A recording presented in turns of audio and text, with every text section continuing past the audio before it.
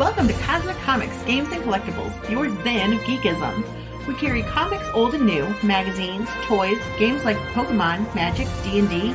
Want Godzilla, Ultraman, Star Trek, Ninja Turtles, Funko Pops? You'll find it all here.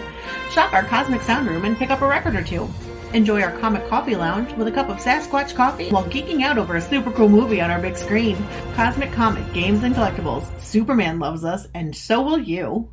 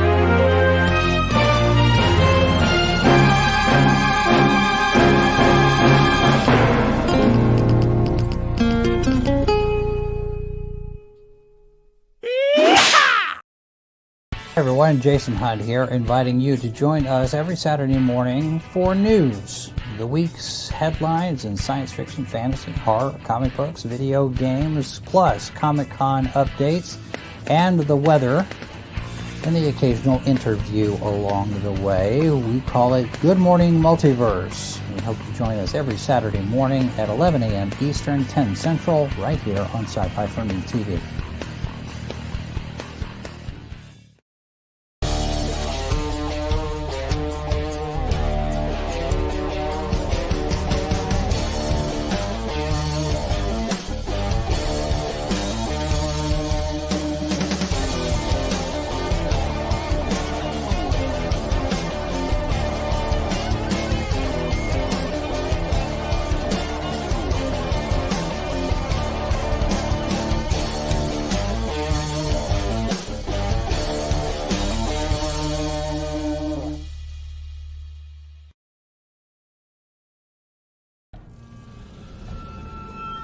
We've crossed paths more than once. I've whispered in your ear, shown you harmless little temptations. I am unknowable, yet you know me intimately. But you can always know me better. Collected here are 20 twisted tales that will thrill, chill, incite, and delight you from some of the most imaginative minds your species has to offer. This exclusive Indiegogo printing of The Devil You Know Better will be limited and numbered, with signatures from Mike Barron and Hart D. Fisher. Stretch goals achieved for this campaign will add interior chapter illustrations by Stefano Cardacelli. The Devil You Know Better. Back it on Indiegogo today, while you still can.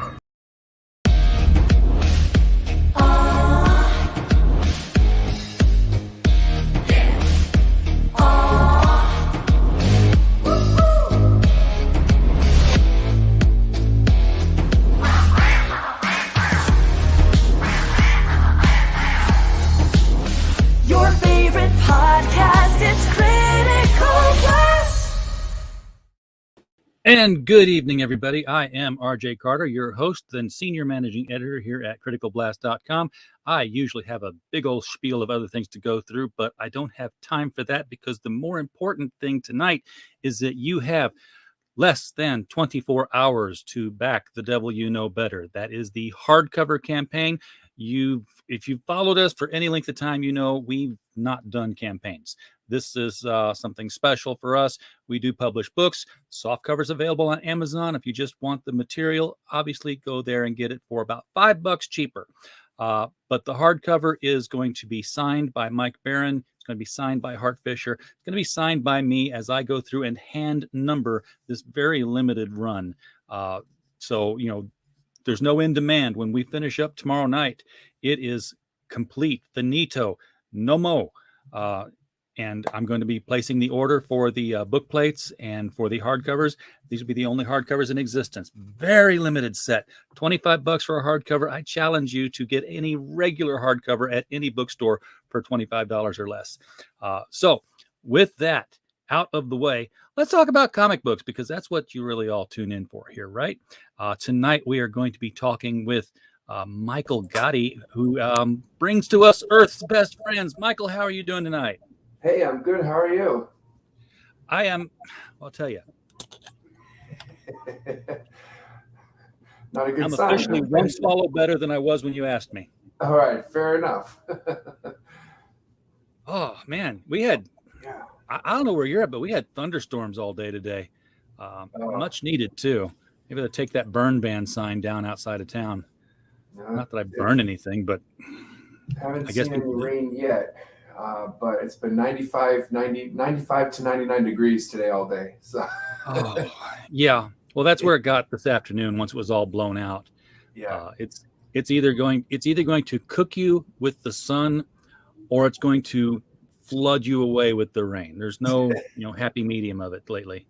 It's crazy. It's crazy. It's kind of the opposite summer of what we had last year. I don't know if for you, but I know for us it was a washout summer last year. It was almost always raining last year. I remember This year that. It's been hot as hell. Yeah. Maybe it won't. And it led into ice storms for us in the wintertime. So maybe we'll skip that this year.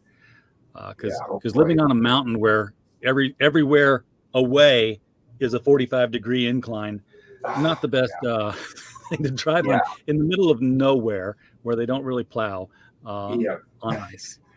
I had some fun thinking I could handle it because, I came from St. Louis. I'm like, we drive in snow all the time. Yeah.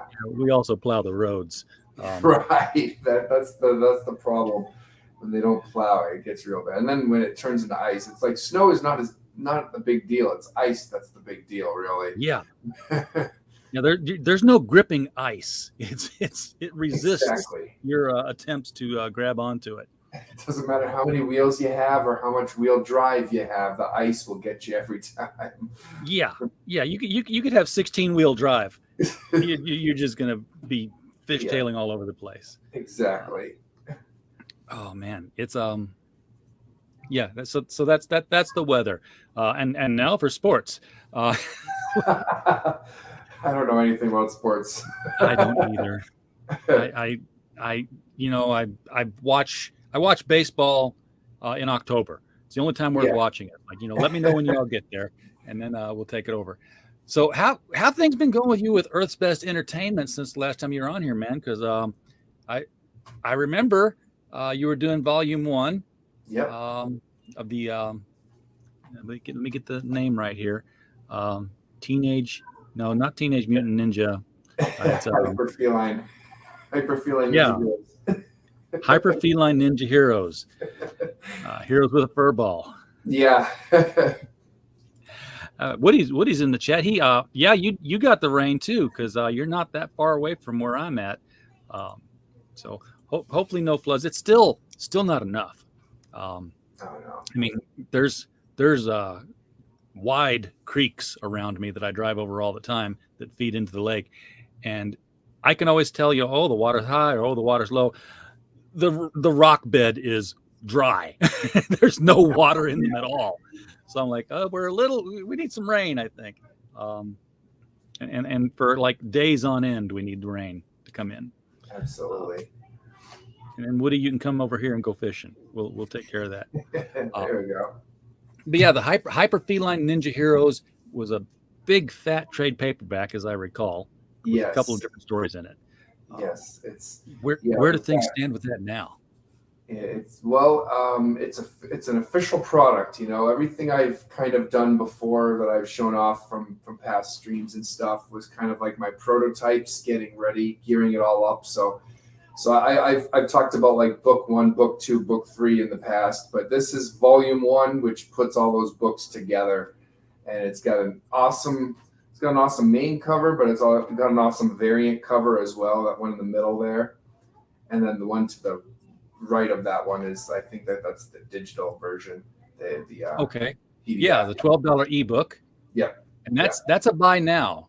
The other two have this, don't tell PayPal, the thing that saes pre-order.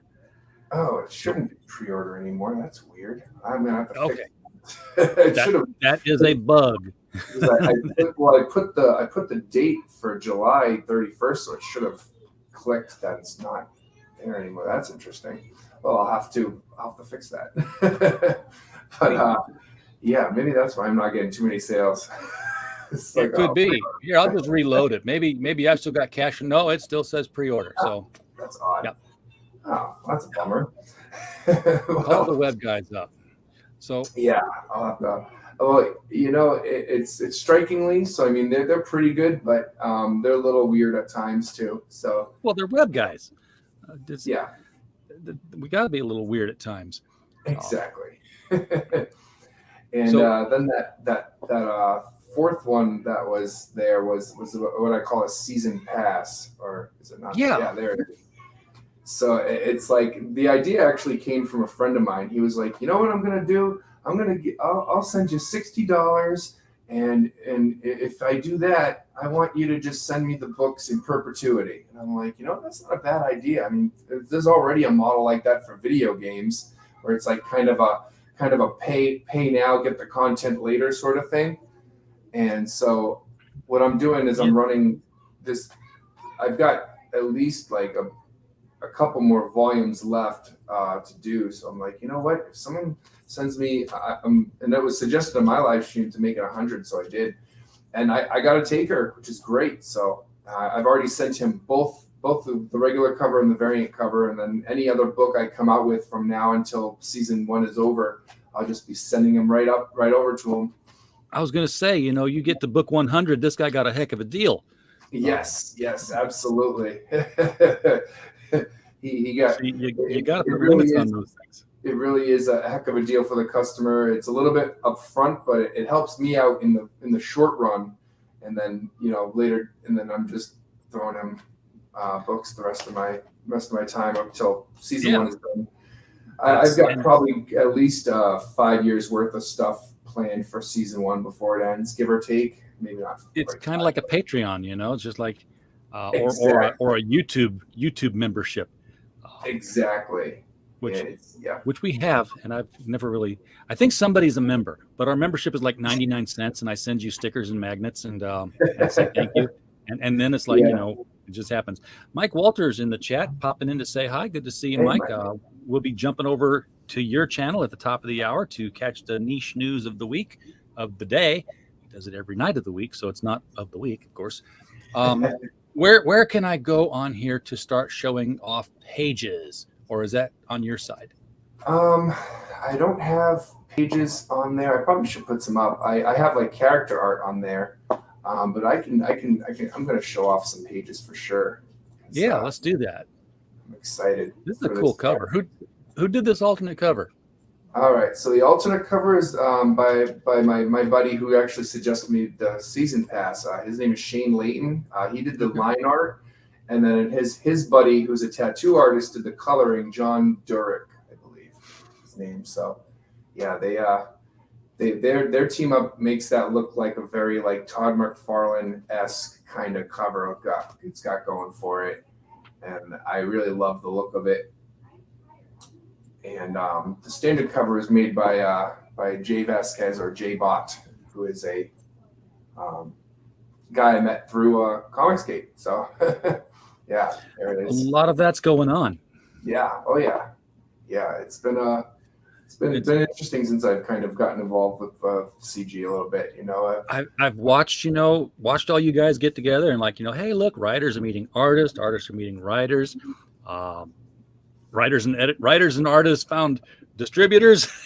Yeah, it's awesome. It's awesome. It's a good community, and I mean I've met plenty of folks that are not CG as well, but there's a lot of CG folks that I know now. So it's you know, this whole if there's anything I've learned from making comics is you need to get involved with other people who make comics. It works that way. Yeah. It's Yes. like, you know, if you want to, what was it? Napoleon Hill wrote his book, Think and Grow Rich, where, 12 chapters of, behaviors that you should take. Boils down to this: if you want to be rich, find somebody who's rich, follow them, and do what they do.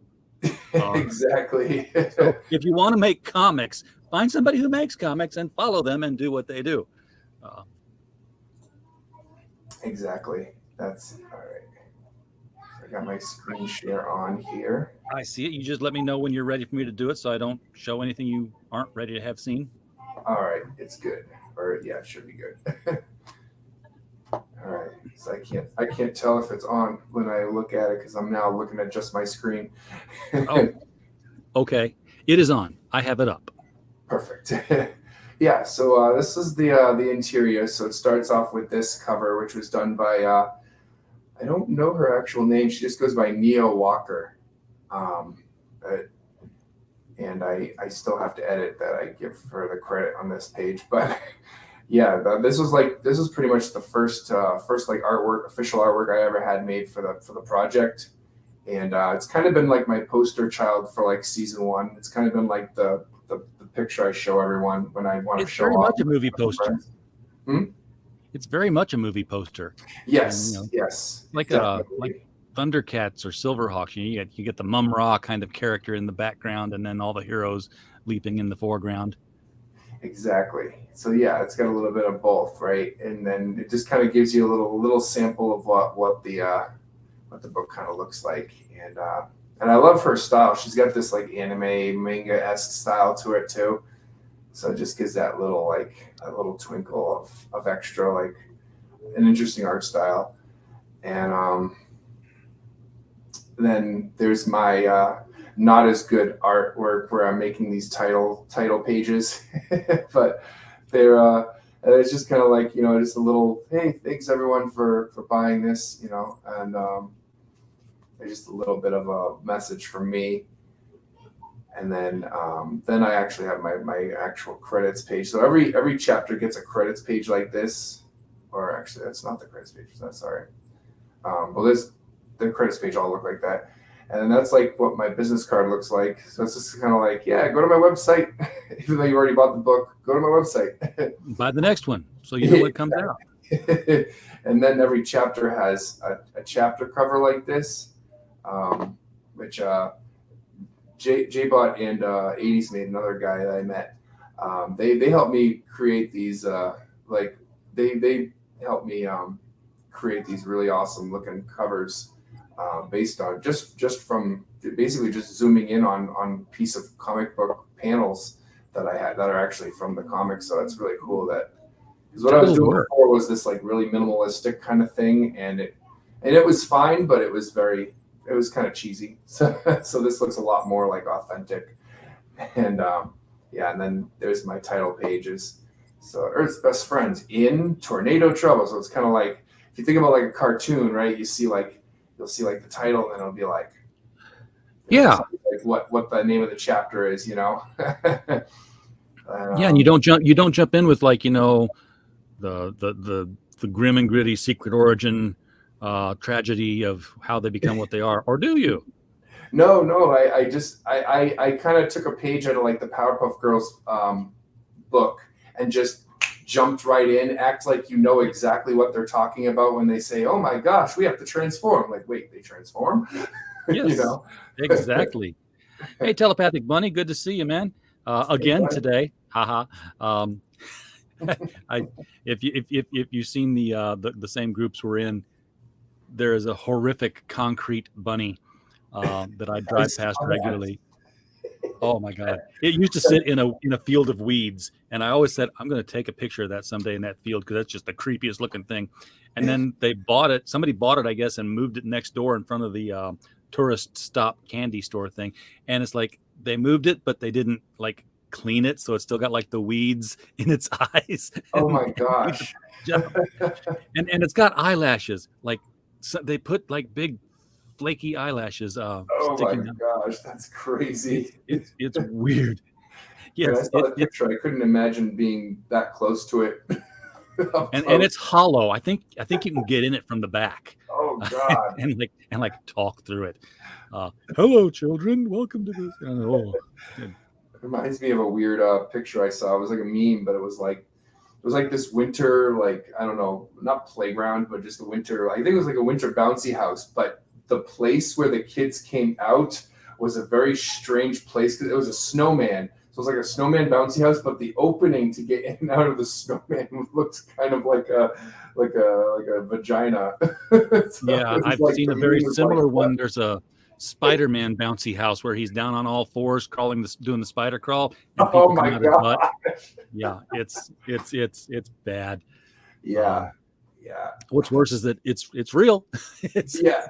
Right. That's the scary thing is sometimes you see these pictures. It's like, that can't be real. That can't be a real thing. So you got 4 kids here, and Yes. they're based on some real life children, as I understand it and recall. Yes. So well, I'll show Lacey and Jackson with Lacey and Celia with a better picture than that. But yeah, so we got Jackson and Chloe. So in real life, they're cousins, but in the comic book, I have them as twin siblings.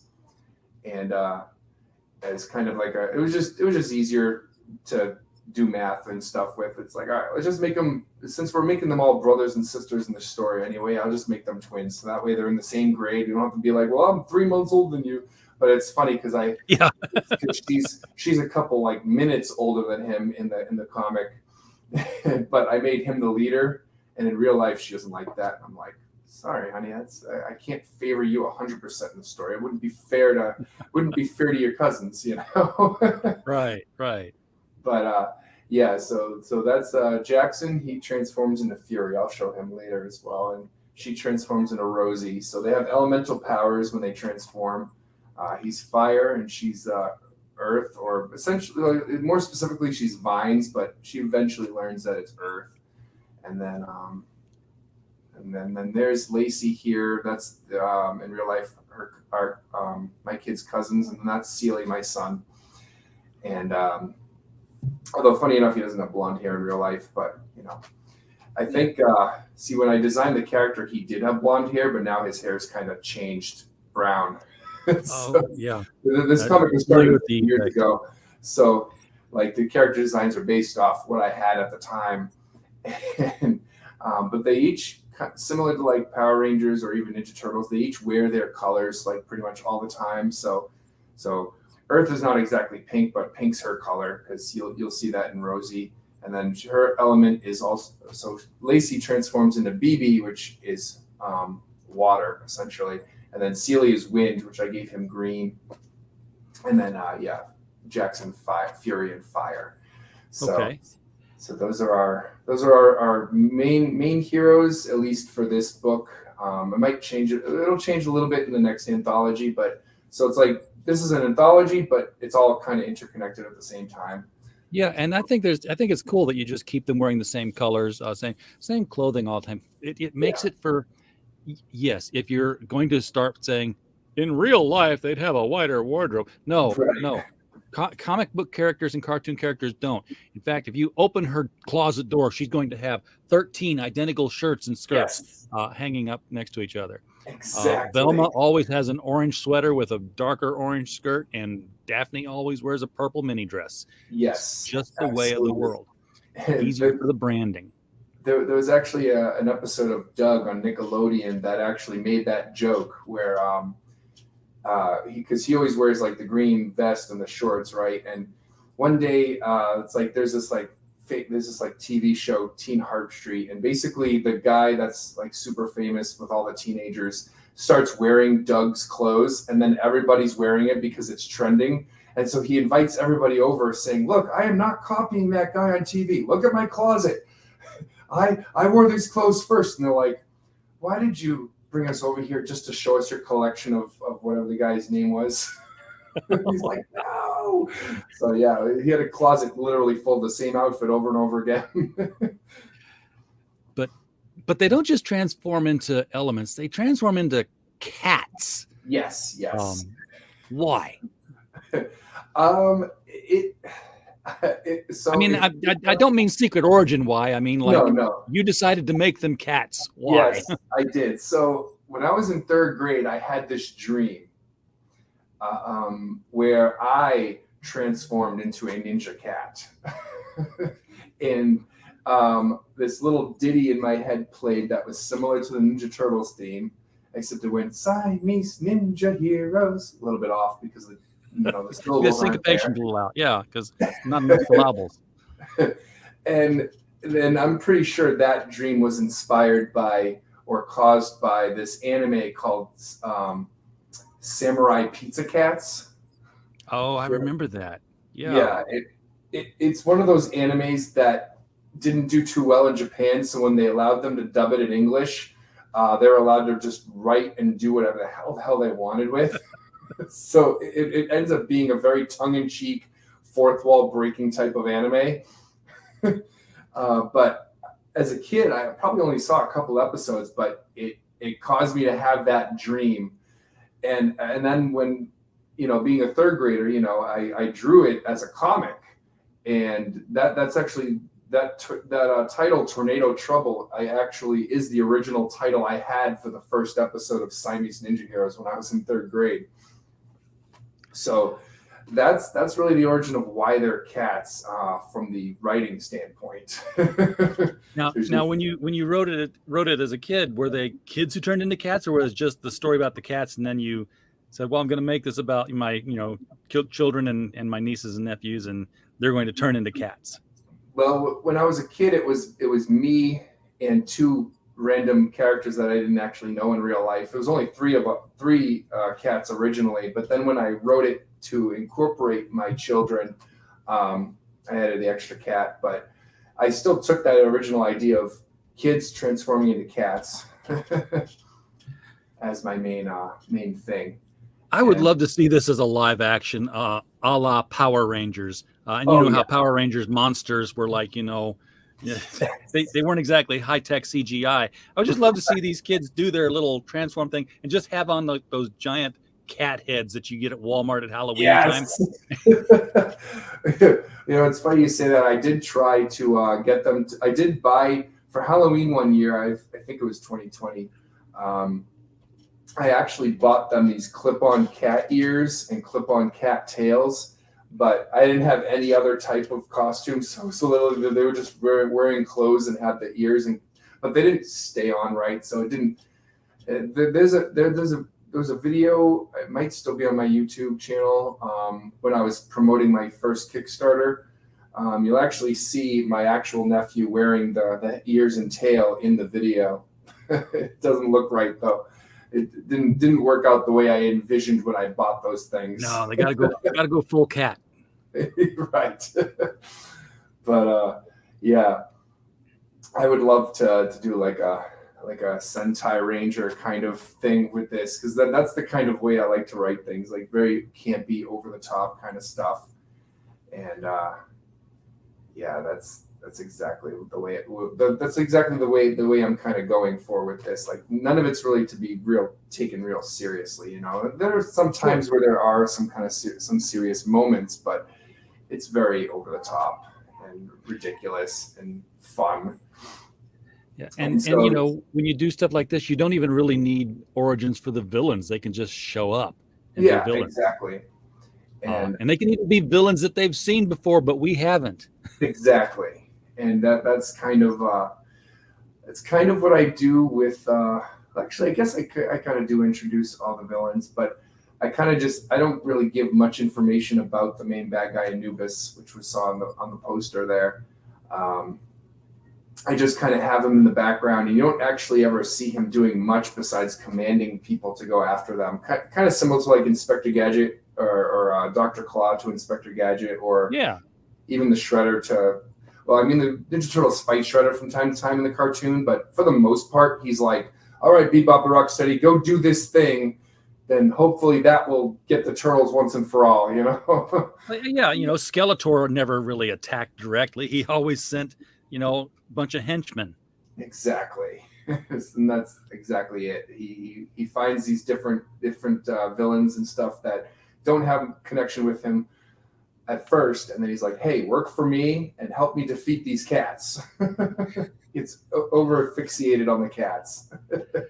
Yeah, so that's like, that's a story that you can build toward, and you don't even have to build toward. It's just like, in this special issue, why does he hate the cats? And you can tell the story of however they foiled whatever plan it was he had, and he had a tail at one time and it got cut off, and now he's mad that he doesn't have the tail and he's affixed on them, like young Lex Luthor being affixed on Superboy because he caused his hair to fall out. Right. That was true Silver Age origin, folks. Luthor hates Superman because Superman made him go bald as a kid. There it is. There it is. So, and that's exactly it, So here's an example of what I was saying when they have to pretty much I wrote as if you already know what I'm talking about, like, oh, we got to transform. Well, not with everyone watching. So it's kind of like establishing the rules that have already been established in a way. And they're like, well, we need a distraction. They all look at Sealy. He's like, I hate being the distraction. So it's like, it's already established that they already make him do this a lot. Yeah. And he's like, fine. And he just says something ridiculous. Fozzie Bear was the inspiration for this sentence. Not that Fozzie Bear's ever said anything similar to this, but in Muppet Babies, he'll always say something ridiculous that makes everyone go, huh? So that was the inspiration. Look, it's the bank robbers wearing George Washington masks, riding unicycles. And everybody's got to go to the window. Yeah. Like, what? So the next story, he's got to do something similar. You've got to keep him consistent in that role. It's funny you say that because yes, in the next chapter or the chapter. All right, so yeah, I'll get to that in a sec. So yeah, here's a little transformation scene as well, and so we have and I always picture like that Tom Kenny narration voice that he does with Powerpuff Girls, like the fiery fierce Jackson transforms into Fury, the fire-fisted feline. Yes. Yeah. Yes. Yeah. And in true anime fashion, they have to announce their powers before using them. Yes. I swear to God, you could destroy One Punch Man if you could just put your hand over his mouth before he tries to throw a punch. He's like, right. And you just take him out because he can't. Right. You'd think if there was a witch or someone or something that could make it so Goku could never talk, would he still be able to do the Kamehameha? Exactly. I see all the Common America characters, and every time they do an attack, they announce what it is, and here it comes, and I'm like, just shut them up, and they can't do anything. It's like, isn't it bad? Isn't it bad strategy to announce what you're doing before you do it? I think so. Yeah, it's like, all right, hold on, I gotta charge this up, man. Let me take a minute to chant before I blast you. Yeah. Hey, Cross Comics, Rick, good to see you out there. But I also think it's bad idea to name yourself after your power, because it's like hey, here comes the electric eel. Well, I'm going to wear insulated rubber suits whenever I come up against the electric eel. If he just called himself Bob, is like, what's Bob do? I have no idea what Bob's power is. Yes, exactly. And so then we have, he's watching the bank robbery because he's behind it. And I kind of subtly explain that, so you could actually miss it if you're just reading this. You're like, wait, okay. So he's watching the bank robbery. He wants the bank robbery to succeed, and then he sees them. What the devil? And that's a legitimate reference to Ninja Turtles. That's the exact same words that Shredder says when he first notices Ninja Turtles foil one of his plans. And then the first episode, he goes, "What the devil?" And then we have this dialogue where they're arguing over plural nouns. Not so fast, evildoers. Really? You went with evildoers? What? It's an applicable plural noun. And Rosie's just like, ahem. Right. Anyway, let's beat these guys up. Use your vines. Right. So it's whoosh. Here's the other fun thing. They're kids who've turned into cats. Yes. So they're wearing masks so that no one recognizes the cats. Well, I mean, it's a ninja getup, right? The ninjas Okay. always cover their faces, right, with the ninja masks. But yeah, you're right. I mean, they not like their human face is still there. I had the same thing on a show earlier this week. It was a rat, and that was his name. I think was Rat, and he had a mask on. I'm like, why the mask? I mean, you know, if he takes it off, are they going to say, "Oh, you're some other giant anthropoid rat"? Right. Well, you know, when the characters were designed, it was 2020, and we were all wearing masks. Yes, there you go. I'm surprised the kids are not wearing masks in school. I mean, come on. Oh, I know. Obviously, some Seriously. rebel outfit going on there. So that there it is. It's like, yep. And Yeah, once you face Bob, you do know what he does, but he could have more powers. right. Once he's and God, now I forgot what I was scrolling to. Well, he's going to eliminate those cats. I had to feel, so he's going to eliminate the cats, and so then you have him kind of talking to his henchman here, or that's more like his like right hand man. Like, those cats need to be eliminated. I can conjure a monster. No. It needs to look like an accident. Make it a natural disaster. So he just conjures this giant tornado. Why does he care? Right? And also, it's like, wait, you're trying to kill cats with a giant tornado? Like, Yeah. talk about over the top, you know? I mean, like, you know, he doesn't want to go to jail for murder, so he's like, no, it's got to look like an accident. Right. So you know, he's like, he's a villain, but he's like, you know, got my limits. Right. And it's like not like anyone knows he exists anyway, but he's like, I don't want them to come on him. I don't want them to know it's me.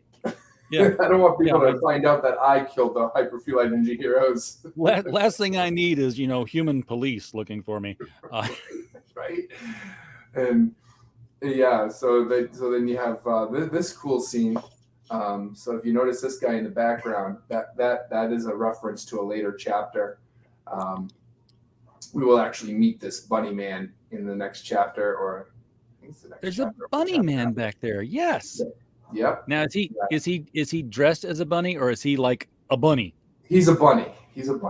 Oh man, I hope they don't know him. Hey Mike, good to see you back, man. No, they don't. They well, not in volume 1, but they will eventually meet him because that's the part of my pitch where I say they all eventually get together to save the world from evil. So they do eventually meet him and the other what's called the animal teens. And That's right. yeah, so Hyperfeeling Ninja Heroes are kind of the focus of this first book, maybe even the first season, but I have a bunch of different factions of superheroes but I tend to promote the Hyperfeeling Ninja Heroes more than anything, probably because they just appear in the book the most. So it's just easier to say, yeah, here's the Hyperfeeling Ninja Heroes and plus other superheroes as well. And friends. Yeah. They're kind of like my You know, poster the child show right now. wasn't Spider-Man, Iceman, and Firestar. It was, you know, Spider-Man and his amazing friends. Amazing Friends, exactly. And yeah, so then we have... So we don't have an origin for them, but at the same time, do you have an origin for them when it comes time? Especially given that, you know, you've got these 4 kids that turn into cats, and then you've got the animal heroes who are also all people who turn into animals. So there's something going around. So, and it, you know, it leads you to think that naturally this is some unified force that's saying, you get to be a cat, and you get to be a cat, and you get a bunny. And That's true. Well, funny enough, the way they got their powers is completely different from the way the animal teens did, because basically these guys got them from magic, whereas the other guys were experimented on. And that might give things away, so maybe I won't say much more than that. But okay, but experimented on because the guy said, "Look at that, human cats. What can I do with that?" Well, I've got this, you know, even though it's for kids, I've got this dystopian, like future where it's like this what used to be a defense contractor turned global government kind of has this like. So basically, they just once they own the government or once they own the world, it's kind of like they could do whatever the heck they want as far as like like Then they get bored. unethical experiments be damned. Who cares now? Nobody can stop us, kind of thing. And so that's essentially what happens with the Animal Teens. And so it's funny because I don't really talk about the government too much when I'm doing stories with the Hyperfeline Ninja Heroes, but you learn about them slowly. You learn about what the world slowly through the other stories. Because with these guys, it's just pure superhero fun. The other stories are a little more like explaining other things. So it's kind of fun to do. Oh yeah, way. the best world takeover you can pull off is the one where nobody knows you've done it. Yeah. Yes. So, everybody's just living their life and not realizing, oh, we've been taken over. Yeah, Boom. didn't affect my pocketbook. Exactly. And so here's a little taste of that right there. So it's like, so Miracore is the name of that defense contractor. Let's put my fan on here. It's still low. It's starting to heat up in my room here. Then I can't hear over it. Here. There we go. All right, actually, nope, that's the lowest it goes. All right, I guess with that. You trying to cool it off or heat it up? Yeah, trying to cool it off. So this is Jack Blade, our vice president of the world, and his robot companion Garfield, because I have a wonderful sense of humor. Again, based off things I did with my toys when I was a kid. So I literally had it was a Heathcliff toy, but I called him Garfield, and I used to pretend that he got transformed into a robot. So that's why this guy's named Garfield. And then I've got ads in my book for other great creators. So shout out to George Medina for Wonder Duck. Yeah. Yeah, I'm he's a familiar cool with dude. Wonder And Duck. I've been on Catch the Craze a few times, so they're pretty cool guys. And so yeah, I was like, hey, if you want, if you send me an ad, I'll pop into my book, getyourmeds.com. So then chapter 2 is so this is where we meet the Bunny Man. His name is Harlan. Yeah, it's called Animal Age. And so it still takes place during the tornado, right? Or before the tornado, it starts, right? He's your average, football star, in last year high school. Right. And then something weird happens to him. His legs start transforming weirdly. And then it allowed him to get to the end zone and win the game. It was just like zoom, all of a sudden he had super speed, right? And then he's like going through pains and stuff. And excuse me, guys. Oh, Harlan, I get it. That turkey surprise at lunch hit me pretty hard too. The obligatory poop joke. Yes. So then we have him basically transforming into a rabbit, and he has this like weird surreal dream where he's in this migration of rabbits, and then he wakes up and it's the next day, that night of the tornado, and he just instinctually just jumps out the window. And so there's that exact scene so you can see the Hyperfeline Ninja Heroes in the background here. So he jumped out the window without pants, by the way. We have to keep that in mind. Yes. So now I'm just embracing it. But I've gotten so many people saying like, why do these guys not have pants? But it's like, how many animal cartoon characters don't have pants? Lots of them, but they don't turn back into people. But I guess that's true. Maybe that's a good point. They don't turn back to people. But either way, it's just it's just a fun thing to talk about. There was a scene in Captain Carrot and his amazing zoo crew, which if you're writing these comics, you probably have read some of them. And it's like where Gorilla Grodd makes the Earth crossover to the Earth of Captain Carrot, and he's a gorilla, and and the chapter was called The Naked Ape because everybody's looking at him like, what's he? Right. Well, even like even with like Looney Tunes, you'd see them cover their legs, but yet they never wore clothes to begin with. So it's like, what exactly are you covering? Yeah. So they'd Oh, be but there's embarrassed in, like one scene where they get out of a shower or something, but it's like you never wore pants to begin with. So what are you covering? exactly. It's like Donald Duck did that. You know, he Yes. covered his groin section with his hands until he put his shirt on. And I was like, what?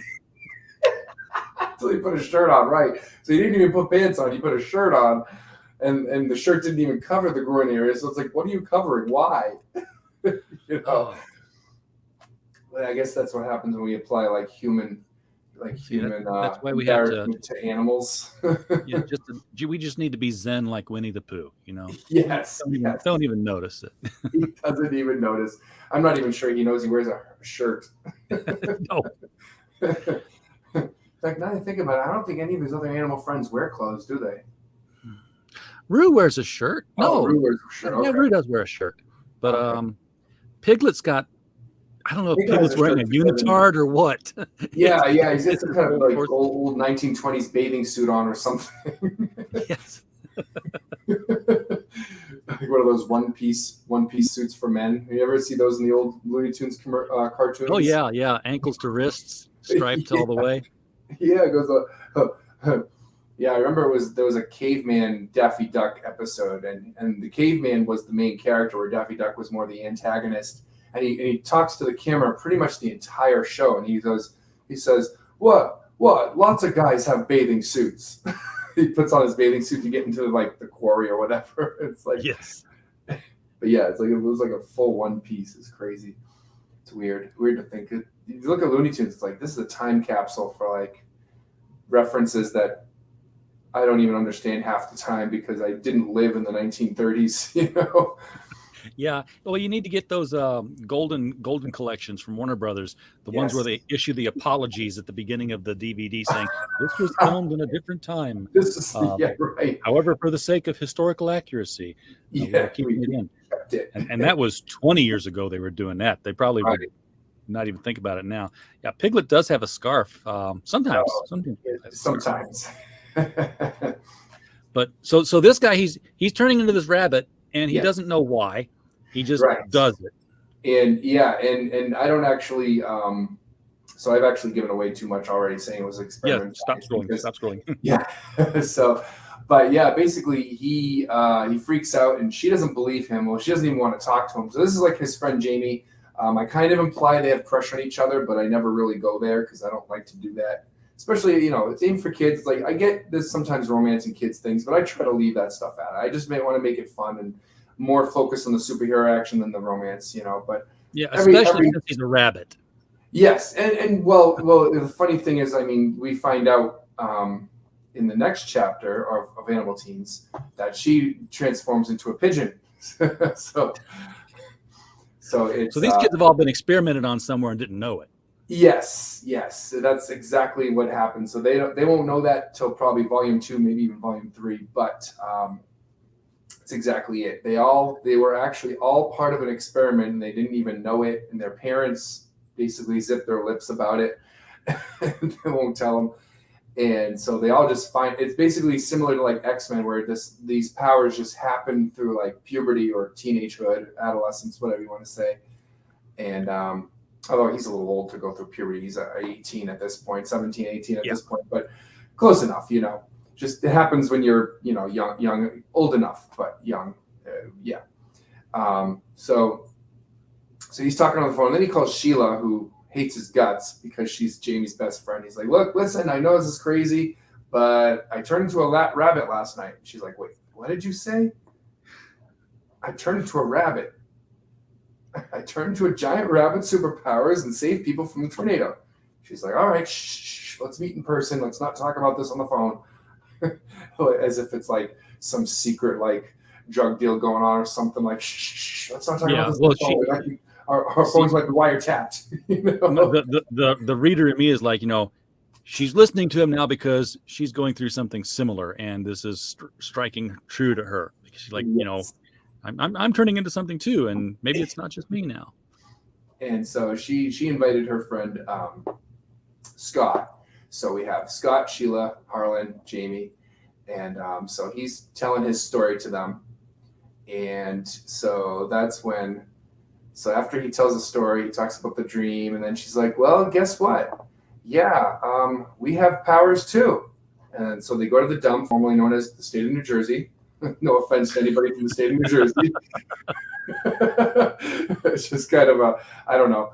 I heard that as a throwaway joke from something. I don't even know what it was, but ever since then I'm like, you know what? I'm gonna roll with that joke. New Jersey, the dump. So yeah. what they're an otter and a sloth? An otter and a mole. Okay. Yes. So after he designed this character for me, I realized why there's never been an otter superhero, because they look ridiculous.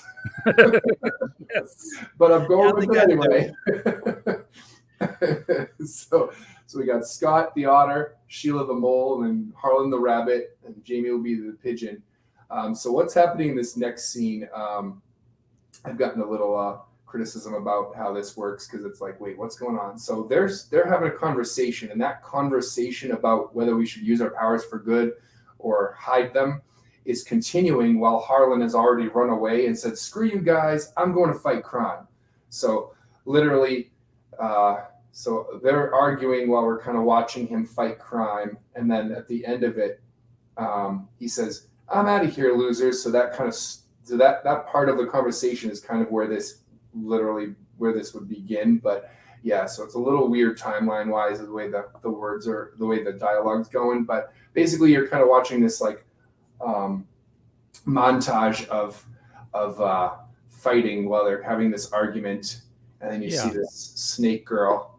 Oh, you can't really tell it's a snake girl, but she is a snake because girl. there's no reason why everybody who turns into something would want to be a hero with it.